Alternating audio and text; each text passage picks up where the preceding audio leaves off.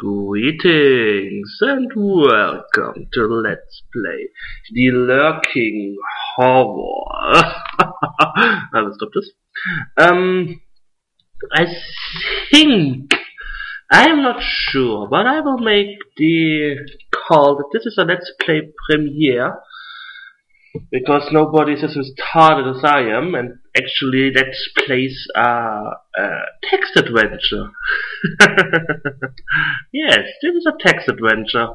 It's, yes, about ancient ones, I guess, and I should really be careful not to actually summon Cthulhu behind my back or something. It would just whip my face off and I would be like, what? Don't do that! And anyways, this is The Lurking Horror. It's an, as you can read, I hope you can read this, an interactive horror game made by Infocom. Huh, nice. And yes, I found a walkthrough, and the walkthrough actually stated that he's playing the game while he's writing the walkthrough, so I hope it works.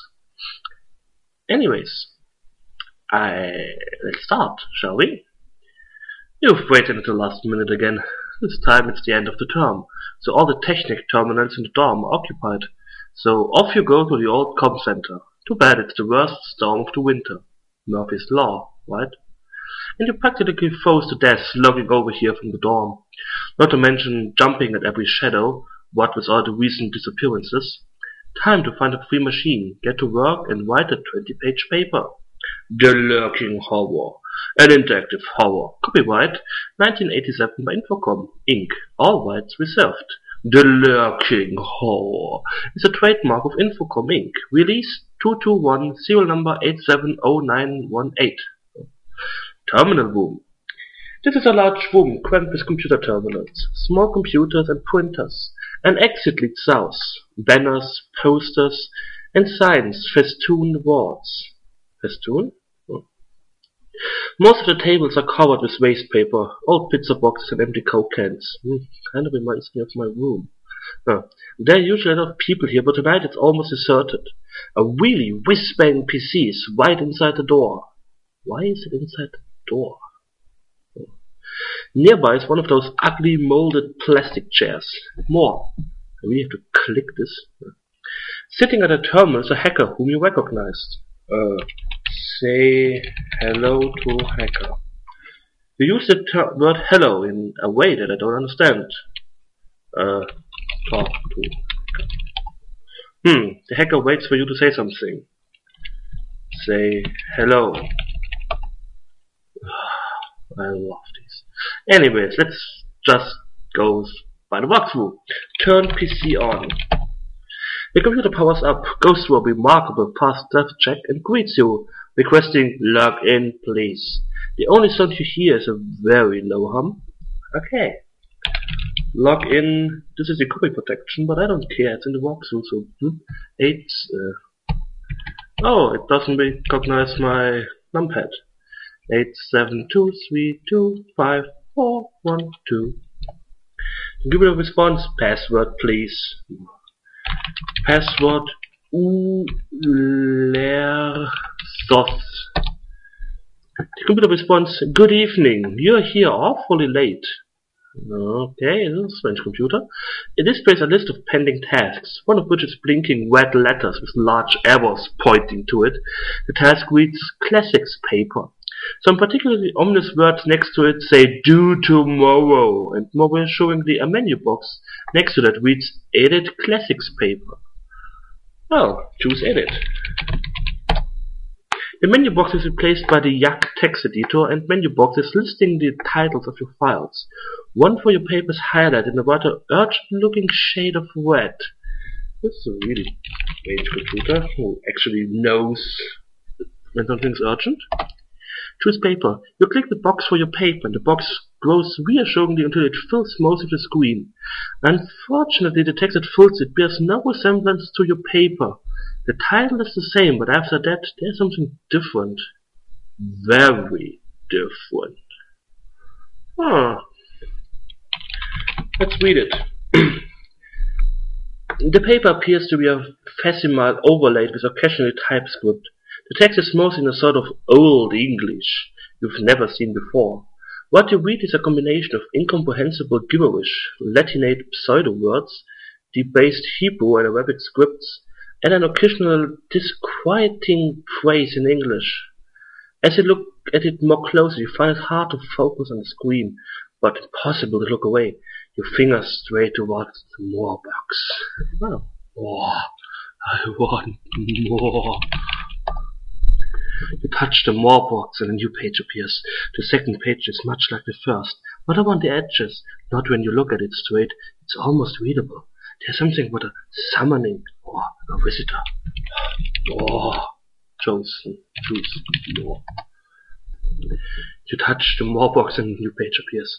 The third page is in the same script as the first, but laid out like a poem. There are woodcut illustrations which are increasingly disturbing. There's a translation on note one, typed between the lines of the poem. He returns, he's called back. The loyal ones, acolytes, make a sacrifice. Those who survive will meet him. Be absorbed, Peter. They will live, yet die. Forever will be, is nothing to them, to him. His place, lair, burrow, must be prepared. His food, offerings, must be prepared. Call him forth, invite him with great power. Only an acceptable, tasteful sacrifice will call him forth. He will be grateful, satiated. The rest is even more fragmentary. Ooh, more. You touch the more board and a new page appears. In the fourth page is a photograph. You try to recoil from the screen, but cannot. Fascinated and repelled at the same time, you wonder, is that a mouse? And what is in it?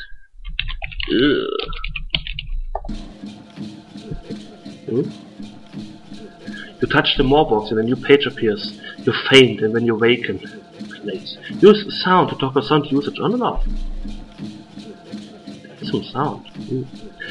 Place. This is a place. Oh, really? Things move about on a broken, rocky surface. Harsh sounds split the air. Something sticky grabs at your feet. There is no color. Everything is drained of brightness, dull and lifeless. A path descends into a shallow bowl of black basalt.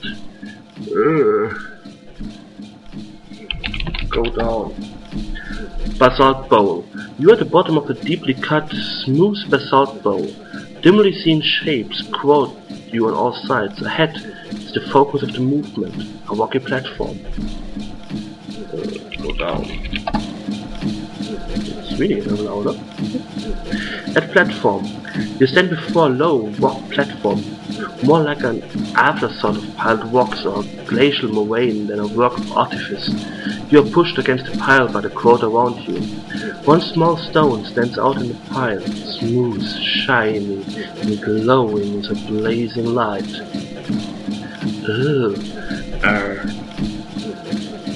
Get smooth stone. Taken. Suddenly the dimness becomes darkness and the crowd around you explodes with excitement. You are jostled and shoved from all sides. A low keening begins, building a deafening, almost mechanical chant. The darkness before you compacts and deepens. Get up. Wake up. You're already standing. The darkness before you, no visible as a creature. It towers over the now silent crowd. The thing jerks this way and that way. Spraying a foul ichor. Its palms twitch expectantly and pound impatiently against the rock.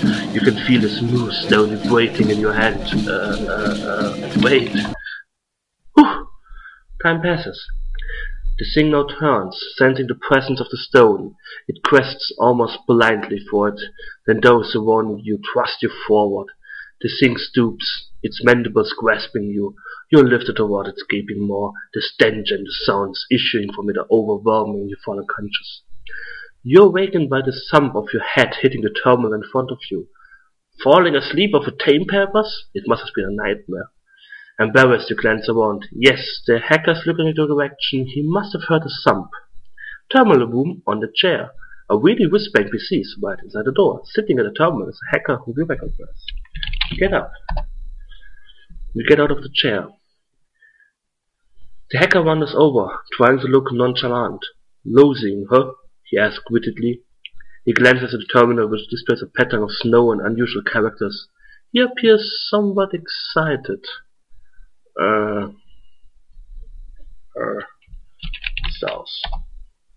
Second floor. This is the second floor of the computer center. An elevator and call buttons are on the south side of the hallway. A large, noisy room is to the north. Stairs also lead up and down for the energetic. To the west, a corridor leads into a smaller room. Well, let's go into the kitchen. Kitchen. This is a filthy kitchen. The exits to the east. On the wall near a counter are a refrigerator and a microwave. Sitting on the kitchen counter is a package of funny bones. Look,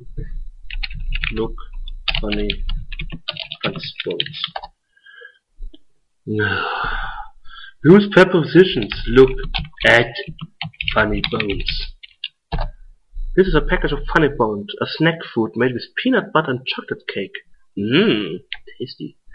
Anyways, open refrigerator. Opening the refrigerator reveals a 2-liter bottle of classic Coke in a cardboard carton. Okay, get Coke. And get carton. Taken. Open microwave. The microwave is now open. What is the carton? Look at carton. This is a cardboard carton with incomprehensible symbols scrawled on the top. Okay. Put carton in microwave. Done. Close microwave. Oh, this is exciting, isn't it? Okay, the microwave oven is now closed. Press high. The bottom of the display now reads high. Enter time 4 minutes. Press 4. Press 0. Press 0. That's G. Display timer now reads 4. Okay. Press start. The microwave starts up. The timer begins counting down. The timer display now reads 3. Well, drink Coke. Delicious. Contains caffeine, one of the 4 basic food groups. Too bad they make it with the fructose these days instead of sucrose.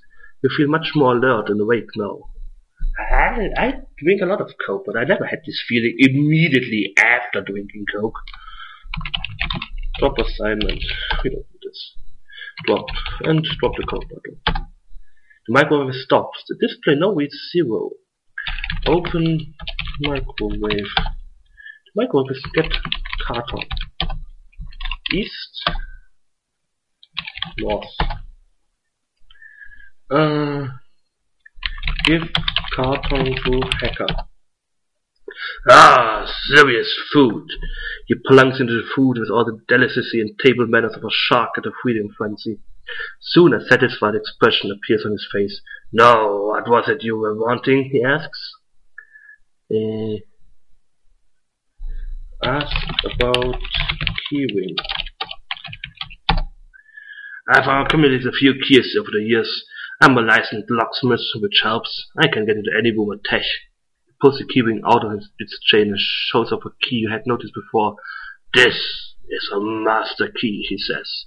"This is a spoon." But ask for a master key. "Well, I suppose I could loan you the master key for a while. Just don't get into trouble, okay? I'll find you later when I'm done with all this and get it back." He hands you the key. Yay! So, south. Down. Computer center. This is the lobby of the computer center. An elevator and call buttons are to the south. Stairs also lead up and down for the energetic. To the north is Miss Street. Okay, where are we? Press up. You push the up arrow. The elevator door slides open. Go south. Elevator. This is a rather dirty elevator. The fake wood walls are scratched and marred with graffiti. The elevator doors are open. To the right of the doors is an area with floor buttons B and 1 through 3. An open button, a close button, a stop switch and an alarm button. Below this is an access panel, which